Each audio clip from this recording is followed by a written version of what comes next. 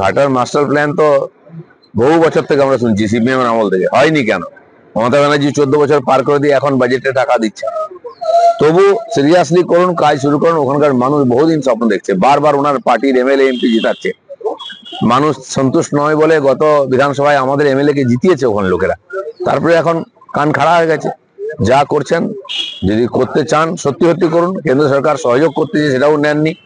500 কোটি টাকায় হবে না, 1500 কোটি টাকা লাগবে। কবে করবেন, কিভাবে করবেন, এটা খালি ইলেকশনকে দেখে করছেন না সত্যি সত্যি করতে চান, সেটা আমাদের করে দেখাতে হবে।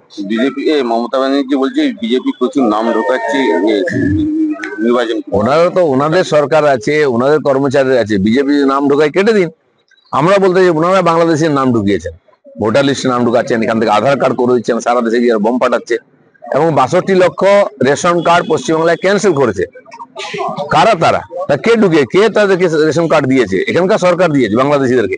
এরকম আরো লক্ষ লক্ষ লোক আছে। অন্যের দিকে আঙুল তোলার আগে নিজের দিকে দেখুন, এবং এই সমস্ত লোকেদের নাম কাটুন, এদেরকে বাংলাদেশে পাঠান। আর না গেলে এই বাংলাদেশ থেকে ভোটার নিয়ে এসে এখানে ভোট জেতার যে চালাকিটা শুরু করেছেন, সেটা আবার বন্ধ হওয়ার দরকার আছে। বাংলার বাজেট নিয়ে বাংলার বাজেটে কি আছে? যেগুলো পুরনো কথা সেগুলো নতুন করে দেওয়া হয়েছে। যেগুলো আসল যে প্রকল্প নিয়ে এত উনি কন্যাশ্রী, যুবশ্রী, সবুজ সাথী বা এই যে এই যোজনা যেগুলো আছে, লক্ষ্মী, এগুলো এর কোনোটাই তুমি টাকা বাড়াননি।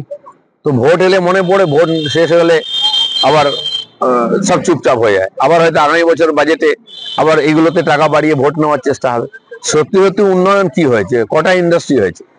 উত্তরবঙ্গ বঞ্চিত, তার জন্য দেবেন 800 কোটি টাকা।